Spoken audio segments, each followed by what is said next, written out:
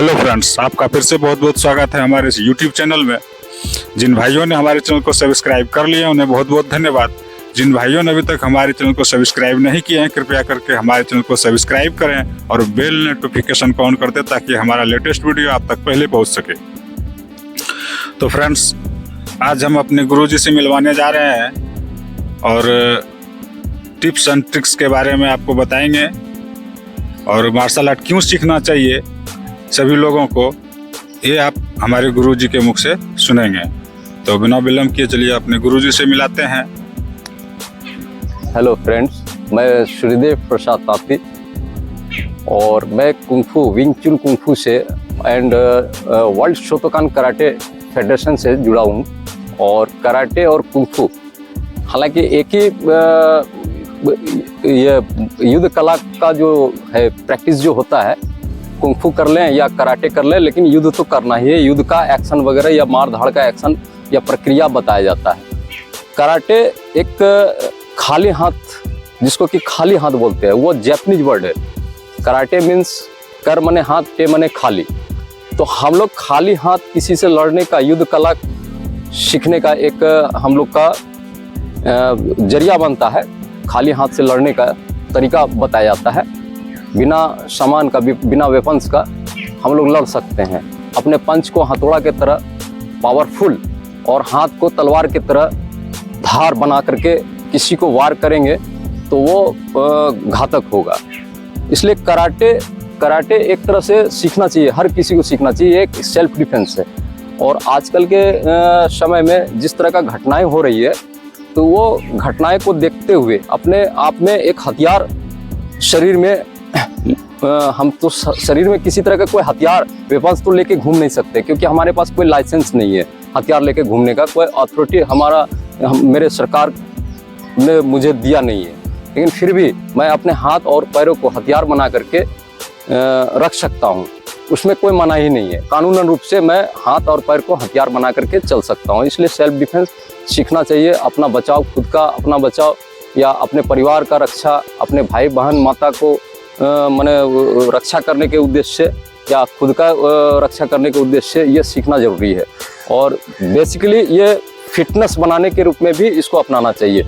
इसमें बहुत तरह का योगा होता है, व्यायाम वगैरह होता है, कई तरह का व्यायाम वगैरह होता है, जिसको सीखने से हमारा शरीर सॉफ्ट एंड हार्ड बनता है। तो बहुत सारी बातें हैं। कराटे या कुंफू हो या बॉक्सिंग हो या जूडो हो, हर तरह का दांव पेच सीखना जरूरी है अपने लाइफ में। आप लोग भी सीखें और आप लोग से मैं विनती करता हूं कि आप लोग इस चीज़ को नेगलेक्ट ना करें, अनदेखा ना करें, इसको सीखिए।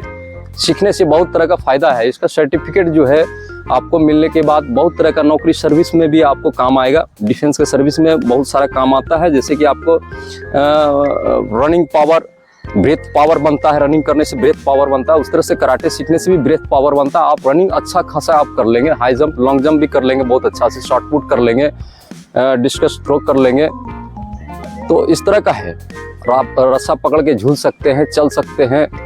कई तरह का इसमें एक्सरसाइज है, व्यायाम करके इसमें ठोस किया जाता है बॉडी को। तो इसको सीखने से इसका जो सर्टिफिकेट होता है नेशनल लेवल पे कहा जाए, आजकल के तो समय में नॉन कॉन्टैक्ट फाइट कर दिया गया है इंडिया में नेशनल रूप से। ये SGFI से जो है ना, ये जुड़ा हुआ है, जो school game federation of India से जुड़ा हुआ है हमारा गेम। और इसको नॉन कॉन्टैक्ट के रूप में स्कूल में भी ट्रेनिंग दिया जा रहा है अभी बच्चों को। तो हमारे बच्चे जैसे डरते हैं कराटे सीखने से कि हाथ पैर टूट जाएगा, मुंह पे नाक पे लग जाएगा, ब्लडिंग हो जाएगा या मर जाएंगे, डेथ हो जाएंगे अगर अचानक चोट लग गया धोखे से। तो हम लोग नॉन कॉन्टैक्ट के हिसाब से फाइट करते हैं। तो नॉन कॉन्टैक्ट का मतलब है कि टच एंड बैक। तो हम लोग पॉइंटेबल फाइट सिखाते हैं, क्योंकि टच करके बैक करना है। कैसे बैक करना है? हिट किए और बैक किए। अब किसी को मारना है, फाइटिंग इससे जा रहा है, आपको किक भी मारना है तो हिट किए और बैक, यानी कि बॉडी पे हिट नहीं, हल्का टच, बॉडी पे टच। कोई भी चीज जो है ना, किक भी उठा रहा है तो बॉडी पे टच हुआ और बैक हो गया।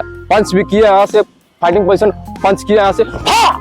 ये इस तरह का आवाज क्या फाइट, इस तरह से आवाज के साथ अगर कोई अटैक कर रहा है, डिफेंस कर लिया यहाँ पर से अटैक, हाँ, तो ये सिर्फ पंच करके हमको करना है, यानी कि फुल कांटेक्ट नहीं है।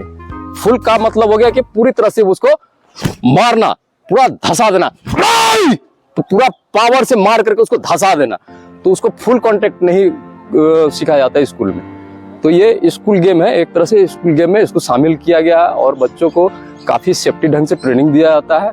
और कई बार ऐसा होता है कि डिस्ट्रिक्ट, स्टेट और नेशनल चैंपियनशिप में हम लोग पार्टिसिपेट भी कराते हैं बच्चों को, जिससे कि उसमें सर्टिफिकेट, सरकारी सर्टिफिकेट इशू किया जाता है, करवाया जाता है, और वो सर्टिफिकेट आपको सर्विस वगैरह में आगे चल के गेम के आधार पे नौकरी लगने का चांसेस रहता है। जिस तरह से आप मान लीजिए कि खो खो करा रहे, कबड्डी करा रहे, वॉलीबॉल करा रहे, फुटबॉल करा रहे, क्रिकेट करा रहे, तो एक खेल के रूप में उसको सर्टिफिकेट जो होता है, नेशनल लेवल पे खेला हुआ है, चैंपियनशिप किया हुआ है, तो उसको नेशनल लेवल का सर्टिफिकेट मिलता है। सर्टिफिकेट मिलने के बाद उसमें होता है क्या कि सर्विस में कई तरह का छूट होता है कि ये अच्छा खिलाड़ी है, अच्छा खेलता भी है, पढ़ाई भी है, इसके पास एजुकेशन भी है, सर्टिफिकेट भी है, और खेल का भी सर्टिफिकेट है, तो उसको सर्विस में प्राथमिकता दी जाती है। यही सब है सर, बहुत तरह की बात है, आप लोग इसको सीखना चाहिए, आप लोग को सीखना चाहिए, और kick power, hand power, body fitness ये सब बनाना चाहिए, ताकि आप अपने आप को रक्षा कर सके। आप समाज में आप एक संस्कारिक रूप से आप चल सकते हैं, संस्कारिक रूप से आपको लोग देखें, निगाह से देखें क्या ये इसमें संस्कार अच्छा है, चलने ढलने का और बोलने का तजुर्बा भी बढ़ती है, इससे आत्मविश्वास बढ़ता है, इस तरह की बात है। ठीक है सर, बाय फ्रेंड, मैं इतना ही कहना चाहता हूँ आप लोग से प्रार्थना है कि आप लोग इस मार्शल आर्ट को सीखिए, जरूर सीखिए। Thank you.